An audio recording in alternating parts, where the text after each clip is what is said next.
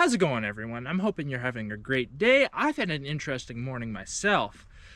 This morning when I went to go check the oil on my truck, I opened up the hood and a bird came flying out. So I thought that was quite odd. So I decided to take a look around in my engine bay a little bit, and sure enough, behind the battery, there is a bird's nest. So I had a few other things to do before I took off in my truck, so I'm like, you know what, I'm gonna leave my truck for now, and maybe a little later the bird will come back and maybe I can catch it on video. Sure enough, I took a video and here's that now.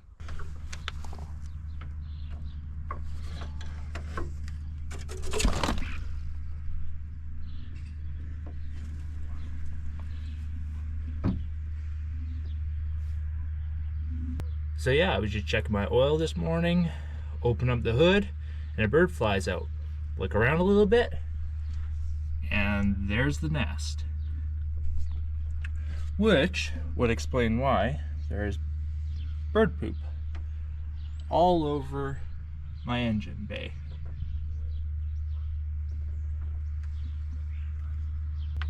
And of course, I had no idea that it was in here. I haven't opened up my hood in a couple of weeks since I last changed my oil. So the only real way it could have got in and built the nest was through down there. And of course, I wouldn't have noticed it if the bird didn't fly out.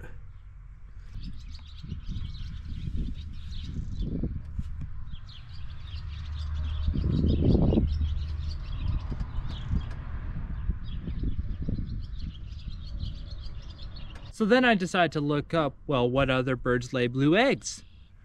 Turns out starlings do. That was a starling nest.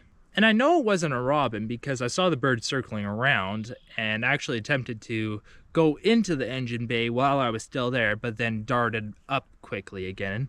Anyways, now that I got that story out of the way, we are going fencing today. So pretty much what I'm doing is I'm driving this whole fence line to see if I have any staples pulled out or any snap wires, and then we go ahead and fix it.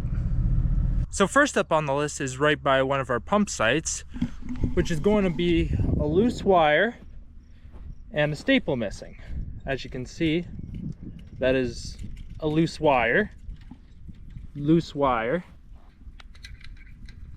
loose wire, loose wire. And this is going to be a problem because if we don't stretch it, the cows could walk through that. As you can see, the two wires can go low enough for either a cow or a calf to walk through if they want to. And in order to fix that, we're going to be using this fence stretching tool. So I'm going to do this one second from the top first because it's one of the easiest to show on. So because there's no tension on this, I can just unwrap all this wire without having to worry about it snapping back on me.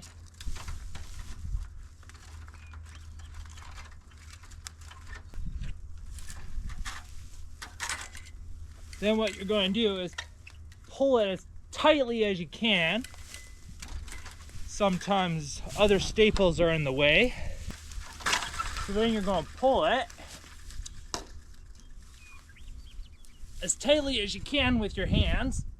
Then you're going to grab your stretching tool, put the wire inside of one of these little mouths, then you're going to hammer it shut. You're going to start tightening down.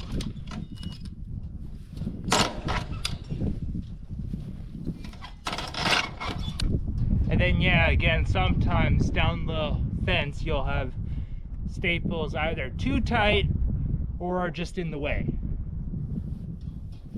So something exactly like this. So whoever put this in wasn't careful enough to leave a little bit of space for the wire to sneak through in case we had to do a fix. So now we've got to try to very carefully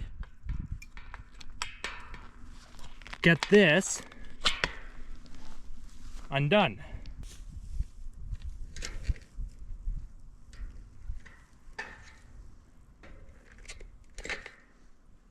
And then sometimes you can't get it, so you've got to tighten the wire again.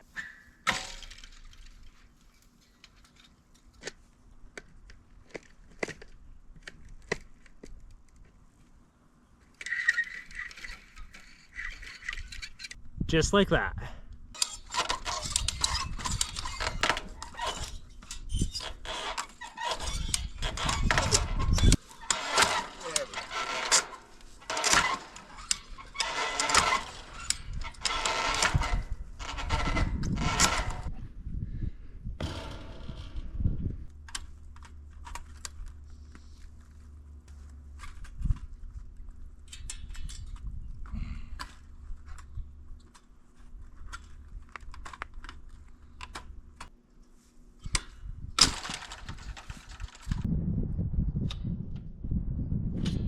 And in this case, I have to do it again because the wire's still loose. And I know why it didn't get fully tight is because this top wire that was here originally kept it down a little bit, so it kept getting caught. So I've got to do it again. Gotta look out for little stuff like that, but that's pretty much what you gotta do. So I'm gonna get this tight again, and we'll see you then. There we go. Now that's a lot tighter. That's how you're supposed to fix it. Anyways, I got 3 more wires to do, so I'll see you then. Well, 20 or 30 minutes later, we are done stretching this fence. Turned out pretty good. I mean, it's not the cleanest job, but hey. Tight, tight, tight, and tight.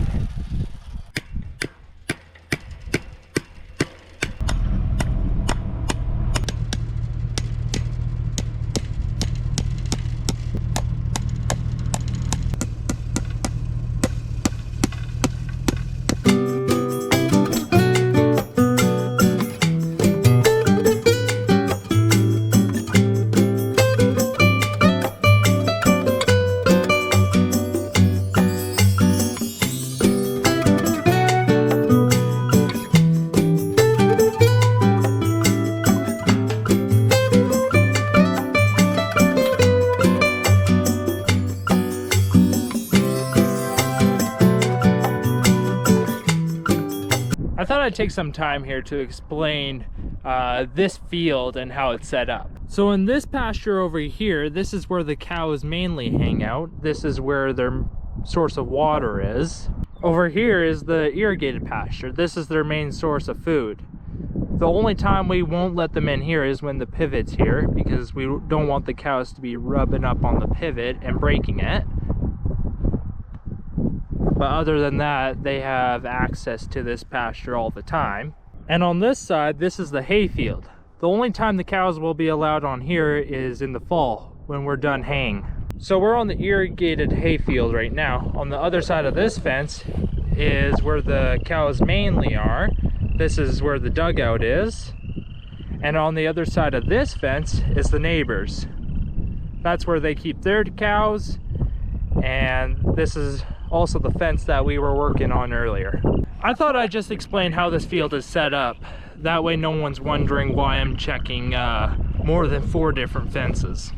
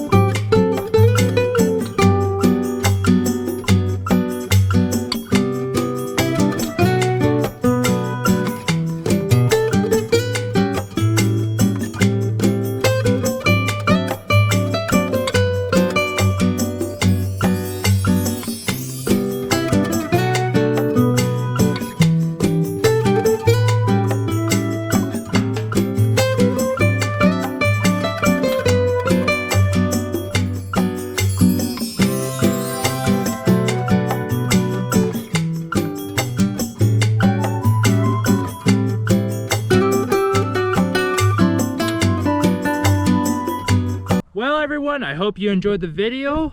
I hope you have a great rest of your day. We'll see you next time.